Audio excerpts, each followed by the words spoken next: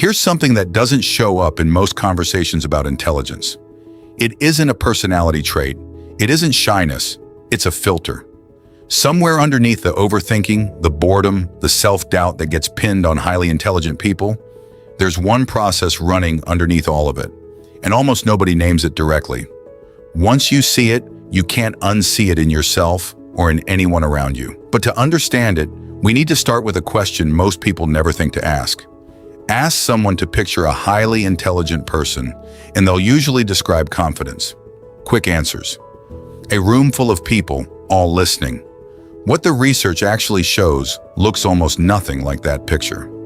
Highly intelligent people are more likely to sit quietly, more likely to say, "I don't know," more likely to leave a party early, not because the people were unpleasant, but because something about the interaction didn't hold their attention the way it seemed to hold everyone else's. For decades, psychologists have documented this pattern piece by piece. A preference for solitude here, a low tolerance for small talk there, a tendency to feel things more intensely than they show. Each finding gets treated as its own separate quirk, but line them up next to each other, and a different shape starts to appear. One none of the individual studies were designed to reveal on their own. Start with the brain itself. Intelligence researchers have found that what separates a very high IQ brain from an average one isn't just raw processing speed. It's connectivity, the density of links between distant regions of the brain that don't normally talk to each other in most people.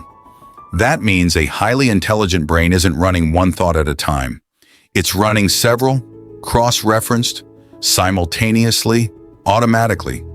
Picture what that means in a normal conversation. Someone says a sentence. Most people process the words. A highly intelligent brain is also processing tone, hesitation, the gap between what was said and what was meant, 3 related ideas it triggered, and 1 contradiction from something said 5 minutes earlier. That's not a stylistic choice. That's the baseline cost of existing in that kind of a mind. Here's where the story takes a darker turn. If every conversation runs at that cost, the brain has to start making decisions about which conversations are worth it. Not consciously, not cruelly, but constantly.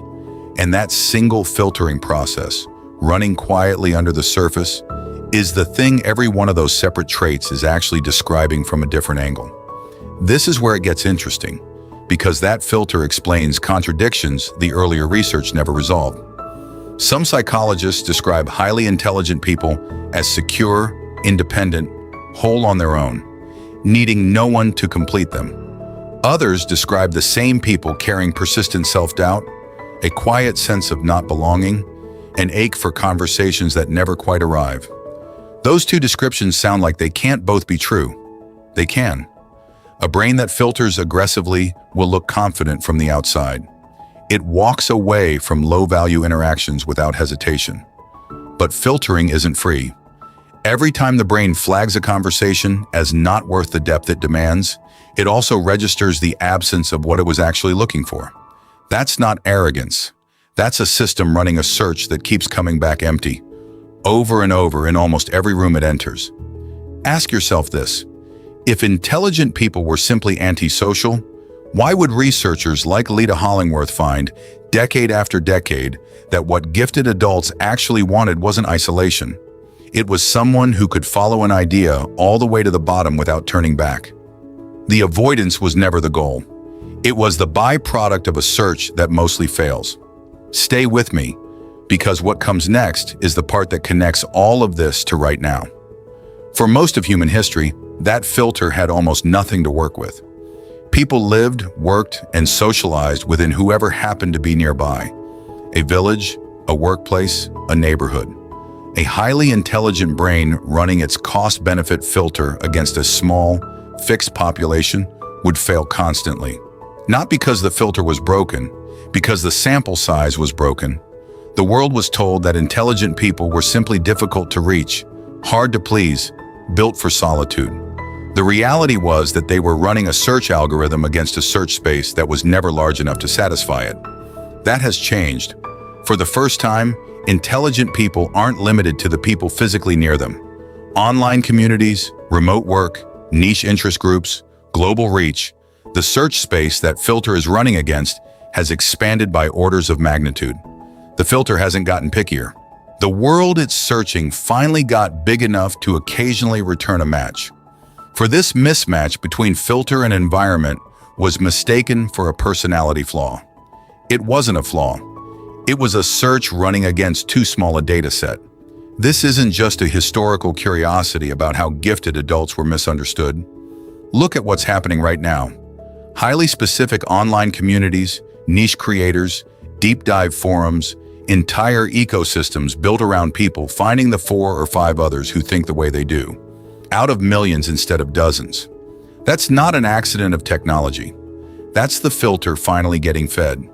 If you've ever felt like you were built for a kind of connection the people around you weren't offering, the takeaway isn't that something is wrong with you.